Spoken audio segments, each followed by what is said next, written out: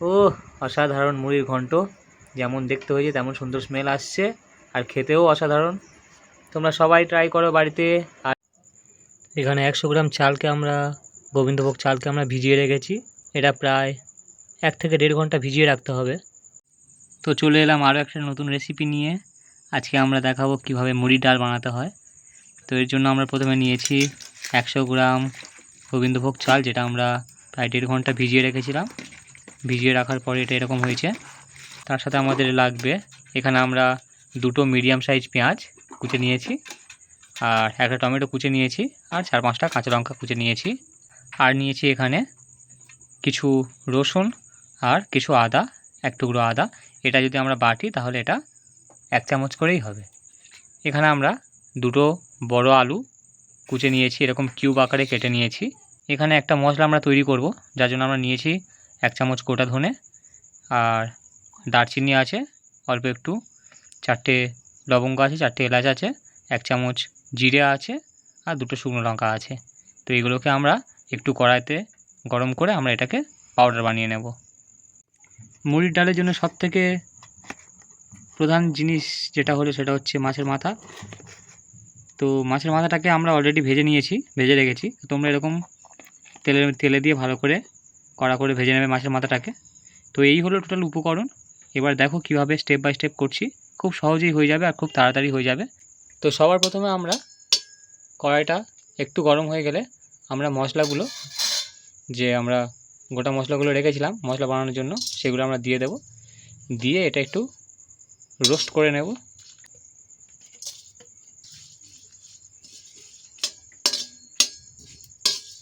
একটা সুন্দর গন্ধ ছাড়বে, সেই স্মেলটা এলেই আমরা এটাকে নামিয়ে পাউডার করে নেব। তো মশলাগুলোকে আমরা এইভাবে শিলে বেটে নিচ্ছি, বেটে পাউডার বানিয়ে নেব। তোমরা গ্রাইন্ডারে গ্রাইন্ড করে নিতে পারো। বেশ, আমাদের ভাজা মশলা রেডি। এবার আমরা আদা রসুনটাকেও পেস্ট করে নেব।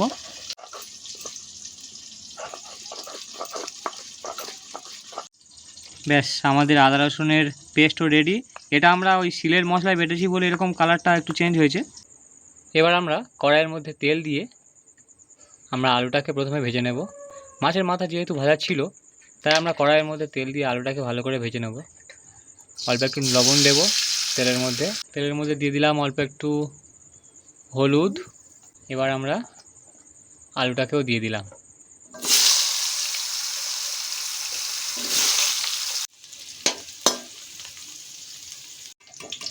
ব্যাস, আমাদের আলু ভাজা হয়ে গেছে। এবার আমরা এগুলোকে তুলে নেব।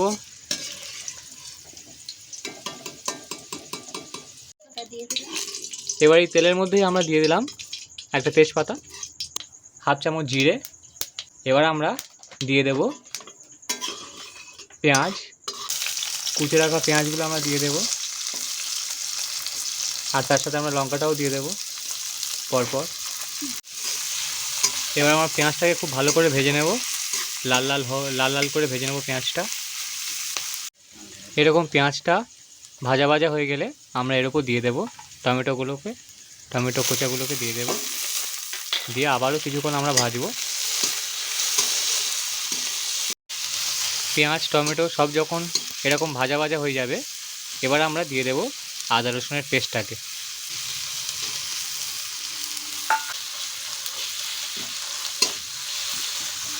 এবার আমরা কিছুক্ষণ আরও এইভাবে নাড়াতে থাকবো। এবার এর মধ্যে আমরা দিয়ে দেবো 1 চামচ হলুদ গুঁড়ো, আর তার সাথে আমরা দিয়ে দেবো 1 চামচ লঙ্কার গুঁড়ো। 1 চামচ লঙ্কার গুঁড়ো দিয়ে দেবো। এবার আমরা ভিজিয়ে রাখা চালটাকে আমরা দিয়ে দিলাম এর মধ্যে। দিয়ে আমরা ভালো করে একসাথে মিক্স করব।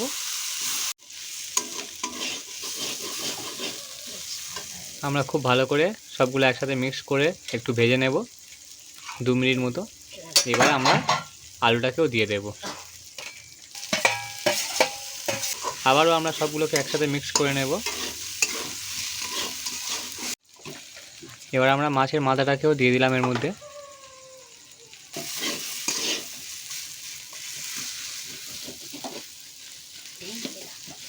মাছের মাথাটাকে আমরা এইভাবে ভেঙে দেব।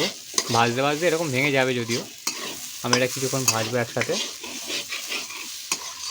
এবার আমরা এর মধ্যে জল দিয়ে দেবো, একটু বেশি করে জল দেবো, কারণ চালটা একটু কুক হতে হবে, সিদ্ধ হতে হবে। তাই আমরা একটু জল দিয়ে দেবো এর মধ্যে, ভালো করে দিয়ে এটা ভালো করে ফোটাবো।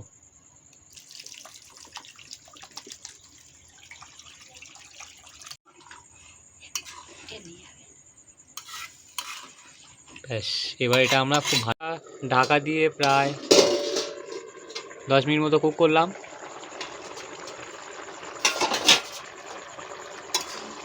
খুব ভালো করে কুক করতে হবে। এবার এই সময় আমরা একটু লবণটা চেক করে নেব, কারণ আমরা অলরেডি তেলের মধ্যে লবণ দিয়েছিলাম, তাই লবণটা চেক করে অবশ্যই দিতে হবে।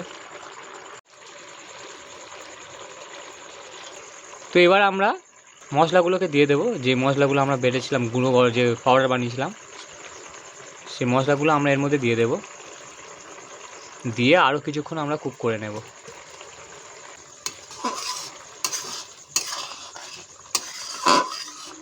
ব্যাস, আমরা খুব ভালো করে কুক করে নিয়েছি, আমাদের মুড়ির ঘন্ট রেডি। এবার আমরা উপরে একটু ঘি ছড়িয়ে দেব, দিয়ে আমরা এটাকে নামিয়ে নেব।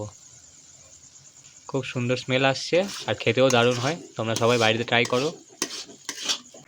ও অসাধারণ মুড়ির ঘন্ট, যেমন দেখতে হয়েছে তেমন সুন্দর স্মেল আসছে আর খেতেও অসাধারণ। তোমরা সবাই ট্রাই করো বাড়িতে, আর এই পদ্ধতিতে খুব সহজেই বানিয়ে ফেলো। তো এই ছিল আজকের রেসিপি, কেমন লাগলো সবাই জানাও।